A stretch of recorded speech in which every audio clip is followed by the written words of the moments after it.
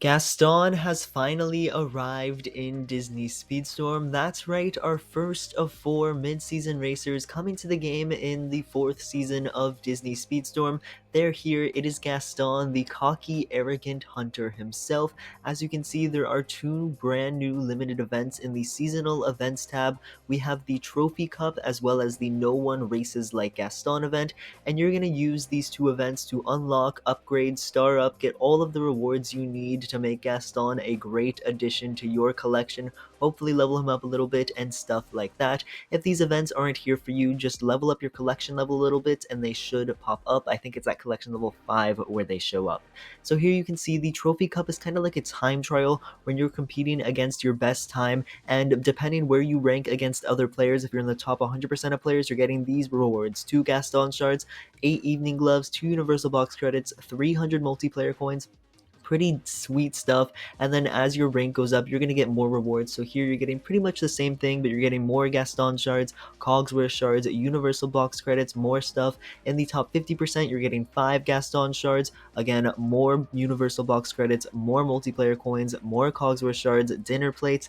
In the top 25%, you're getting even more with 10 Gaston shards, meaning you need to be in the top 25% of all players in order to get enough shards to fully unlock Gaston. And then in the top 10%, obviously you're getting way more with 25 Gaston shards, which is really, really nice. Now, something you should know in case you're worried about actually being able to unlock Gaston, because if you do land in the top 50, 75, or 100%, obviously you're not getting enough shards to fully unlock him. However, don't worry, because if these events go like they did the last couple of seasons, they will repeat, meaning you will have multiple tries to get Gaston shards. But again, you get 3 attempts every day to improve your time, so just do the best you can to get as many Gaston shards as possible. And as you can see, there's this other event as well where there's a bunch of good shards up for grabs, including 5 more Gaston shards, some Maurice shards for Belle, which is really, really nice, as well as a bunch of other rewards, which is really cool. Felipe shards, a bunch of upgrade parts. Now, these do require you to have a Beauty and the Beast character, meaning you're going to need Gaston unlocked, or Belle, or Beast, and at a pretty high level too, unfortunately, in order to get most of those rewards, which does suck a little bit, but hopefully you can do good in the cup, unlock Gaston, and then level him up a bunch in order to complete those events. Or if you have Beast or Belle already unlocked, you can hop into those events and do really well here. But we're going to hop into the trophy hunting cup. As you can see right here, Gaston's unique ability, everyone has him at 3 stars and level 30, so it's a completely even playing field. Everyone has the exact same chance to do the best as they can at this event. And Gaston's ability, his normal activation, he sort of shoots his bow and arrow, and if he hits someone, he actually gets to do it again. And pretty much the more people you hit, the bigger of a speed boost you get, as well as stunning the other racers. So it's a really, really cool ability. And then his charged is very similar, but instead of shooting an arrow, he sort of punches at people. So because Gaston's a brawler, as soon as you start the race, you're going to want to stun someone in order to fully fill up your boost bar. And we are on the castle track, the Beauty and the Beast castle track, which is really, really cool.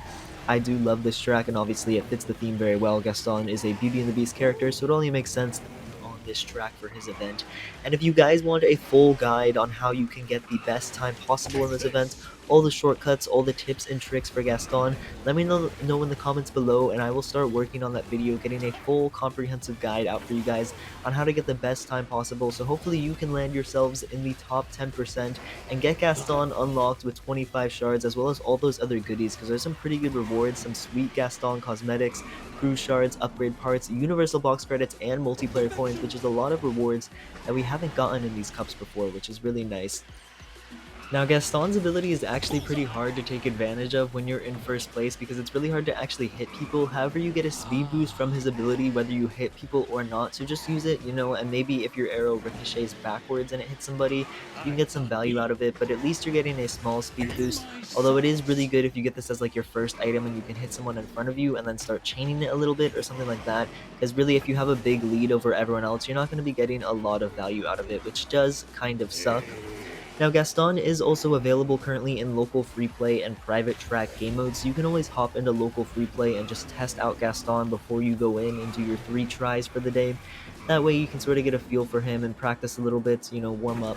But there we go, we had a pretty decent run. I think our time was 1:39, I believe. We'll see where that puts us on the leaderboard.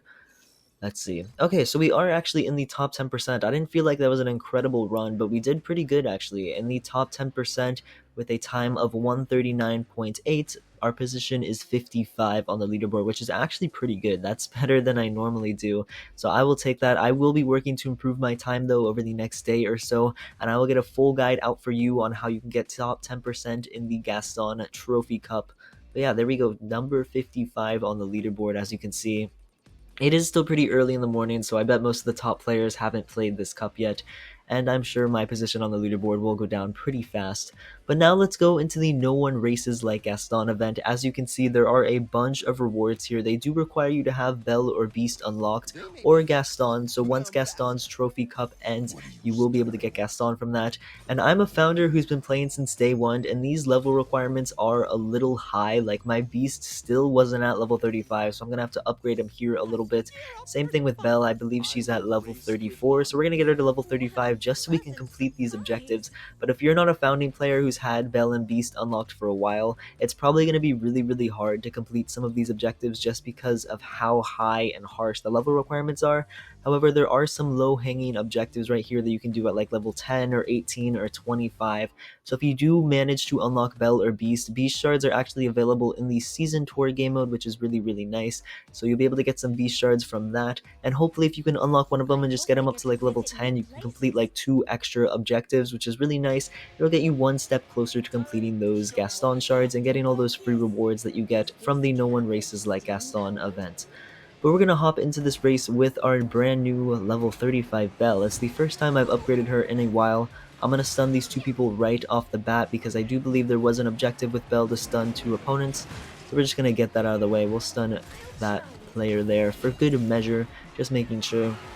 And all of these races are against AI, so you're not actually facing real players, which is nice for the Gaston event.